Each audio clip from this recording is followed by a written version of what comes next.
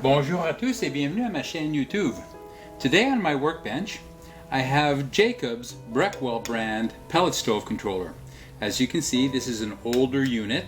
It is smaller in shape and has two slide switches instead of toggle switches, which you see on the more modern units. Jacob sent me this one because he was having some overflow problems and he wanted to make certain that everything was functioning correctly on the controller. Part of the repairs that I did was to replace the actual switch itself, the rotary switch, and I did extensive testing on it, and it seems to be fully functional after the replacement of the switch. I now have it connected to my tester, which is made up of a few items. The first being the faceplate, which actually holds the controller in place. Behind the faceplate I have an auger motor, and that auger motor has a shaft that comes out the front, and I have an X marks the spot decal on it. So when the controller calls for the auger to drive, you'll hear it in the video and you'll also see the X marks the spot decal spinning. I also have 4 light bulbs at the back which simulate different functions of your stove. The first one simulates the igniter. That will not be used on this controller. The next one in blue simulates the combustion fan, the firebox fan. The yellow is the auger motor, and finally in red is the convection or room fan. I'm now ready to go ahead and turn the controller on, and when I do, we'll see some of the lights at the back come on. We see that the convection in red has come on and the combustion fan has come on. That is normal. A few things that I can do in manual mode, I know I'm in manual because the green light is not on up here, is to make the auger drive itself. Go to auger drive, and you see that the switch itself will cause momentary drive of the auger as long as I have my finger on it. So when I release, that goes off. The next thing I can do is check the high fan position. When I do, we'll see the convection room fan go to high intensity. I'm sorry, I need to be in low. So when I go to high intensity, we'll see that the light bulb goes to high. That is correct. Back to high, high, high. So that's all of the manual tests I can do. I can now switch over to automatic mode. To do that, I need to press on this switch here named auger. When I do, we'll see the green light at the back come on, and that will start a timer on the controller itself that will determine when the first automatic cycle of the auger motor will be.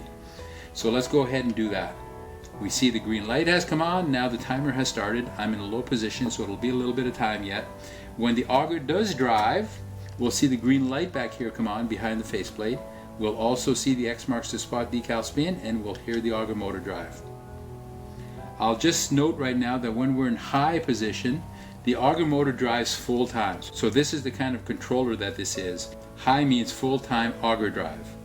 We're still waiting on that first cycle of the auger to happen. It usually takes about 25-30 seconds. And there it is. Notice it's a fairly long cycle with the off time. We'll wait for that to happen one more time. One last time. And then I'll switch over to the C position, which will also cycle the auger, but for a very long time. There it is. So we have a long off time. Let's go to C position, not high. We're in C now, so we'll wait for that to come on for the first cycle, and when it does, it will be on for a much longer period of time. You'll see.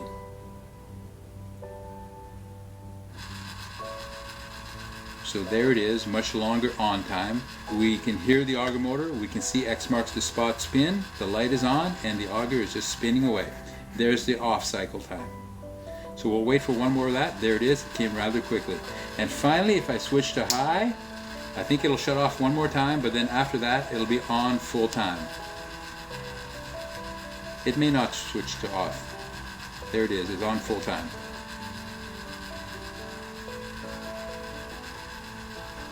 So Jacob, there it is. After replacing the rotary switch on the front here, I've cleaned the switches. I've tested the system for quite a long duration. Everything is running fine. I'm ready to return this to you. I want to thank you very much for sending it to me. For all you other viewers, if you have a pellet stove controller of your own that needs service or you have questions about it, whether it's a Breckwell, Quadrifire, or USSC, please feel free to contact me. My contact information can be found in the video description just below this video. In the meantime, I do hope you'll take a few seconds to give this video a thumbs up and subscribe to my channel. I would appreciate that very much. Thanks everyone. Bye bye.